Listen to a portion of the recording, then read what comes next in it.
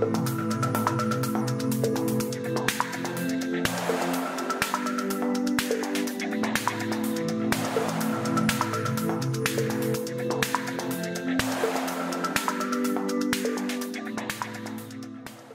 you are watching Global Insight on Voice of Canada. This is Haroon.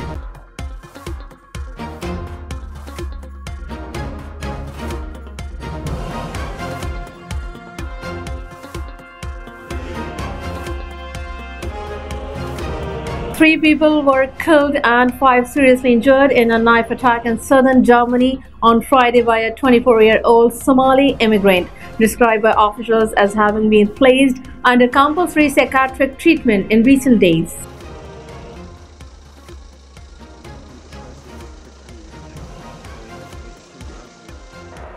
Kurz nach 17 Uhr hat ein Messerstecher in einem Kaufhaus hier mitten in Würzburg eine ganze Reihe von Opfern in diesem Kaufhaus angegriffen mit einem Messer.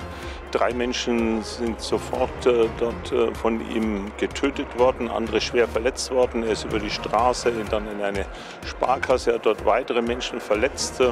Es haben sich couragierte Würzburger Bürger ihm entgegengestellt, ihn versucht zu bremsen, und die Polizei war sehr schnell vor Ort und hat ihn wenige Meter von der Sparkasse entfernt dann durch einen Schuss gestoppt.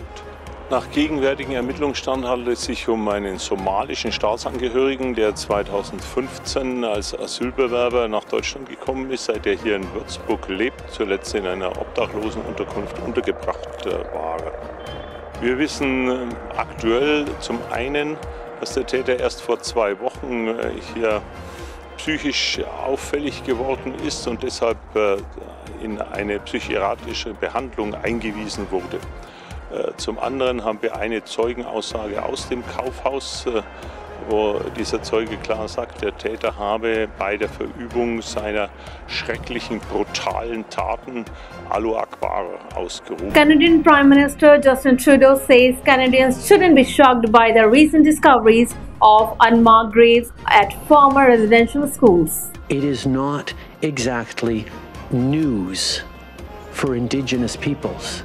While the discovery of more graves on the site of a former residential school is devastating, Prime Minister Justin Trudeau says it shouldn't shock people because it was clearly laid out in the final report of the Truth and Reconciliation Commission 10 years ago. In 2009, the Harper government denied funding to find graves. More than a decade later, after the discovery in Kamloops, BC, the Liberals said $27 million would be available immediately for that purpose. Indigenous communities across this country have my commitment that they will get the resources necessary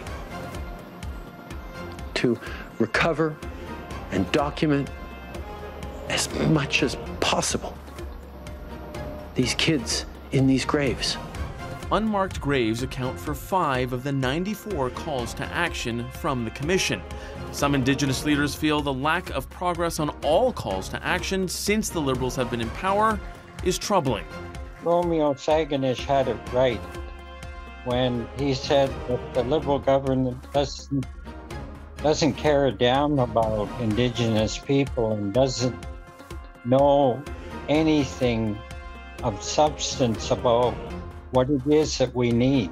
But that includes an apology from the Pope and more than just an acknowledgement from the Catholic Church, which ran many of the residential schools in Canada. I think they should be compelled and brought to court even for their role in what happened to our loved ones. The president of the Canadian Conference of Catholic Bishops says the Church is cooperating with supplying documents and in organizing a meeting in Rome between the Pope and Canadian Indigenous leaders. Former Minneapolis police officer Derek Chauvin will spend 22.5 years in prison for fatally kneeling on George Floyd's neck for over 9 minutes as one of the most watched murder cases in the U.S. comes to an end. Good afternoon, Your Honor. For murdering George Floyd, former police officer Derek Chauvin will spend the next 2 decades of his life in prison. I want to acknowledge the deep and tremendous pain that all the families are feeling, especially the Floyd family. It concludes one of the most watched trials in American history that brought the rare conviction of an on-duty police officer in a case that sparked an international movement for racial justice. If you could say anything to your daddy right now, what would it be? It would be, I miss you and I love you. Inside the court, Floyd's family delivered emotional impact statements about the man they lost and about the horror they witnessed. The sudden murder of George has forever traumatized us. You may see us cry, but the full extent of our pain and trauma will never be seen with the naked eye. Floyd's family had asked for the maximum possible sentence, while Derek Chauvin's mother broke her long-standing silence to plead for leniency. When you sentence my son, you will also be sentencing me. Chauvin spoke briefly to hint at a future appeal, but offered no apology or remorse before being sentenced. I want to give my condolences to the Floyd family. Outside, members of the community expressed anger at the less-than-maximum sentence, but also relief at seeing accountability. Turkish police fired tear gas to disperse revelers at a banned gay pride parade in central Istanbul on Saturday.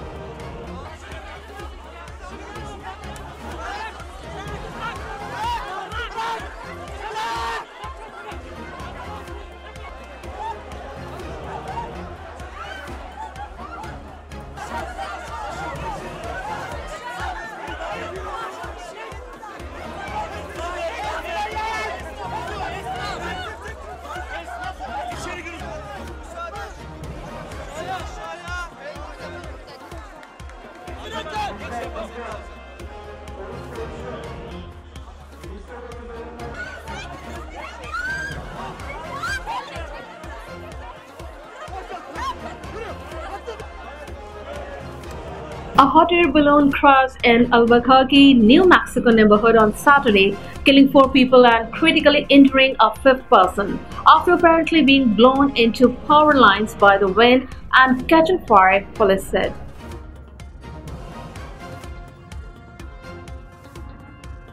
Unfortunately, we learned of a tragic incident this morning involving a fatal balloon crash, hot air balloon crash up here in southwest Albuquerque. Shortly after 7 a.m., officers received a call about a hot air balloon that crashed into power lines over here at the CVS. Right behind me on these lines, you'll see one of the lines down over here at Hunter and Central. Witnesses said that the balloon hit one of the high lines up there and kind of rode the line a little bit before the gondola crashed into the street here. Unfortunately, I'm really sad to announce that we have 4 deceased individuals on scene, and there's a 5th individual who was transported to the hospital. That individual is in critical and unstable condition, so they're in pretty bad shape. Doctors at the hospital are working to save that individual. So a total of 5 people who were in the gondola at the time, fatally or seriously injured. Around 7, we were just getting in the car when we heard a loud bang. My reaction was to tell my girl to get down because I didn't know if someone was shooting or what. So I looked up and I just seen the balloon, and she's like screaming, everyone's screaming, the balloon, and it was by itself. I was like, well, where's the basket? So I immediately reacted and I started running this way. I got to right here, there's another gentleman and a few others, and the thing was just on fire with the people in it. We got to save these people, and that's, I wish we could have done more to bring them back to life, For years, UFO enthusiasts have waited for the day the U.S. military opens up further to its many possible alliance sightings over the years. Can you box moving target? In 2004, the U.S. Navy saw something on radar it couldn't explain. One of the planes sent to investigate was flown by Lieutenant Commander Alex Dietrich, who saw something unexplainable. Dietrich says she's not a UFO person, but she also can't unsee what she saw. And at least now the U.S. intelligence community is backing up her story. Sort of. A special report has been delivered to Congress which details incidents involving the U.S. military encountering UAPs, or unidentified aerial phenomena, which UFO researcher Victor Vigiani says is their way of avoiding what he considers obvious. The report doesn't go that far. Its major concern is determining if there's a threat to U.S. national security. It concludes there's no one explanation for all the incidents, although it does allow that advanced technologies may have been used. Beyond that, or just beyond, it doesn't say. My gosh! That this conversation is happening in such a prominent way was once thought impossible within the UFO community. Considering the number of hoaxes and explainable phenomena, credibility has always proven to be elusive. At least 150 people are still missing after that high-rise condominium collapse in Surfside, Florida, with 9 people now found dead. 4 Canadians are also confirmed to be among those still missing. Part of the 12-story tower came crashing down early Thursday morning while people were sleeping. More than 150 people remain unaccounted for, including 4 Canadians, according to Global Affairs Canada. Miami Beach City buses pull up here, and they took the family members to the collapse site, giving them a chance to see that hollowed ground right now, where, of course, there are so many unanswered questions about the fate of their loved ones. I also had a chance to speak with Canada's Consul General here in the Miami area, and she tells me there are incredible challenges in providing support to these grieving families. We're also in a situation here specifically where we're putting pieces of a puzzle together. What we're trying to find out was who was in that building, but we don't have that information. No one does. So local authorities have the information that they can piece together. We have information that we can piece together. And as they go back and forth, of course, their priority is making sure that the families get as much information as possible. And Robin, that includes making sure they know how much support awaits them here in Miami Beach. Being given regular briefings, essentially, by officials here and search and rescue officials to bring them up to date. One of the key things here, of course, is proceeding with caution and sensitivity. And they want to make sure that families are given any news, especially any grim news, before the general public is made aware, to help them cope and help them understand. And Robin, there is an incredible support network for those families here on the ground. Everything from support dogs to international relief groups with specialty in handling this kind of trauma. Search and rescue teams have cut a 12-meter deep trench into the rubble of the Surfside condominium building, revealing more grim news for families waiting to hear the fate of their loved ones. We've continued all night to build that trench, and as a result of that, we were able to recover 4 additional bodies in the rubble, as well as additional human remains. Family members are being asked to provide DNA samples so remains can be identified quickly. Many are still holding out hope, including Mike Noriega, whose father found his missing grandmother's birthday card amid the destruction. If she's underneath that rubble alive, it'll be a miracle of the ages. And if she's not, I know that her soul is in heaven. Search and rescuers have to move slowly. Fires deep into the debris and shifting rubble are making their efforts even more difficult. Working on relocating residents of a sister condominium complex who have concerns about their own building. A 2018 engineers report found cracking and structural damage in the building's parking garage in walls, columns, and beams. Work on that was scheduled but hadn't started. Attorneys for the Condominium Association are questioning why the problems were ignored for so long. If there is an engineer who believes that concrete pitting and falling and rebar deterioration. U.S. Secretary of State Anthony Blinken and Israeli counterpart Yair Lapid met in Rome on Sunday, where they discussed among interests. Hello everybody. Secretary Blinken and I represent new administration. Yours a few months old, ours a few weeks old, almost a few days. But we also represent a very long and strong tradition of close friendship and cooperation. There is no relationship more important to Israel than the United States of America. There's no loyal friend to the United States of America than Israel. In the past few years, mistakes were made Israel's bipartisan standing was heard. We will fix those mistakes together. In the past few days, I spoke with a series of American leaders, both Democrats and Republicans. I reminded them all that we share America's most basic values: freedom, democracy, free markets, the constant search for peace. In the struggle for those values, Secretary Blinken is a great partner and a great friend. Like me, he grew up in the home of a Holocaust survivor who always said that the world has a responsibility to ensure Israel's peace and security. Mr. Secretary, I know we can count on you. We will have disagreements, but they are not about the essence, they are all about how to get them. We want the same things, we sometimes disagree about how to achieve them. Israel has some serious reservations about the Iran nuclear deal that is being put together in Vienna. We believe the way to discuss those disagreements is through direct and professional conversation, not in press conferences. Mr. Secretary, this is also the time to thank the United States for its support for Israel's normalization efforts. In the region, in a couple of days, I will make the first trip, official trip, by an Israeli minister to the United Arab Emirates. That visit will be historic, and I hope it will be the first of many. I look forward to working with you to widen the circle of peace in our region. That is the best way to bring stability and prosperity to the Middle East. We will discuss a range of issues which concerns Israel, including strengthening our ability to defend ourselves, working to minimize conflict between us and the Palestinians, while making life better for Israelis and Palestinians alike. Before I finish, I'd like to take this opportunity, and I know, Mr. Secretary, that you will join me to send our prayers to all those affected by the collapse of the building in Miami. Our deepest condolences to the family of those killed in this terrible, terrible tragedy. Thank you very much. Well, Mr. Foreign Minister Yair, thank you. We had an opportunity to meet actually before the change in government when I was in Israel a few weeks ago.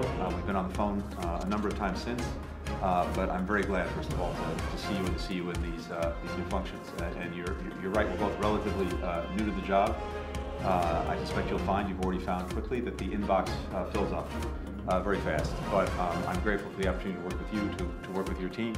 And the Foreign Minister is exactly right. Even though our administration is relatively new and his is extremely new, the foundation that we're working on is one of an enduring partnership, relationship, friendship between the United States and Israel. And it is based, as the Foreign Minister said, on a set of shared values and shared interests.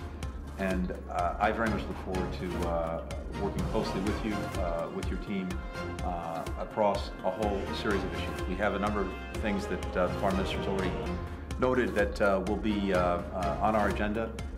We have, of course, the situation in Gaza, where there's an urgent need both for humanitarian assistance and, more broadly, reconstruction. I know we'll talk about that.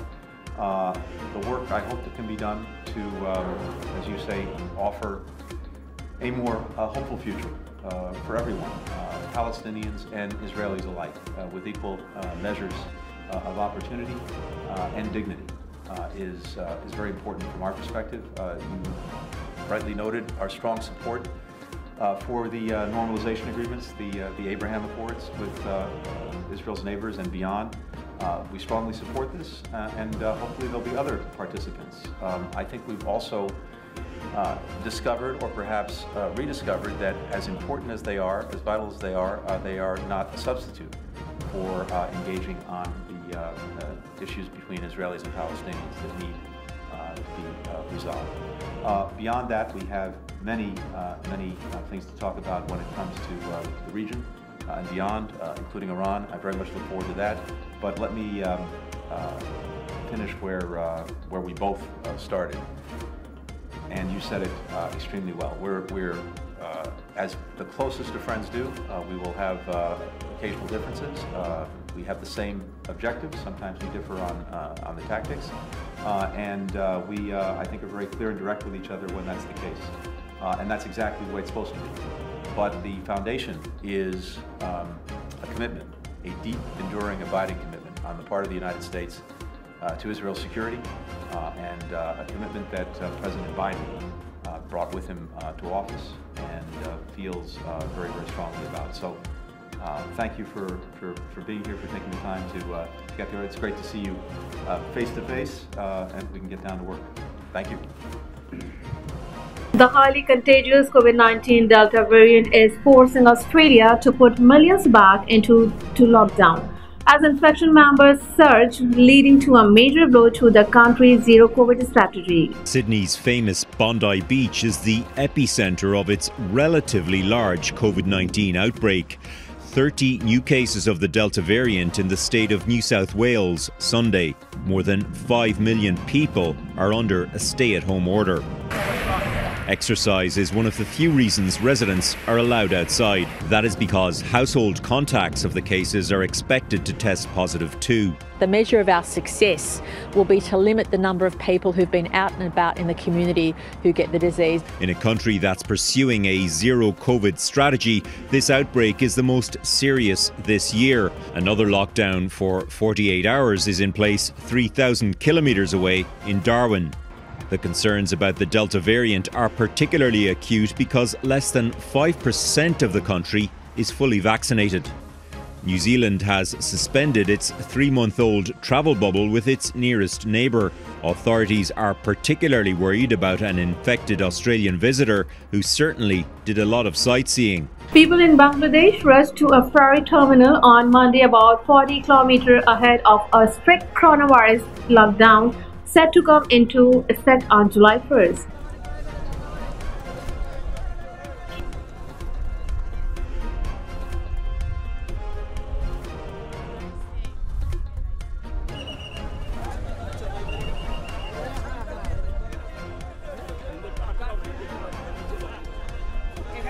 আমি লকডাউনেতে আপনি চিটাগাং রোডের থেকে পোস্ত খোলা পর্যন্ত ঘাটি আইছি কষ্ট আমার বাইকনিটা খুব অসুস্থ তার নিয়ে আমি বাড়ি যাচ্ছি লকডাউনে ফেরির অপেক্ষায় বসে আছি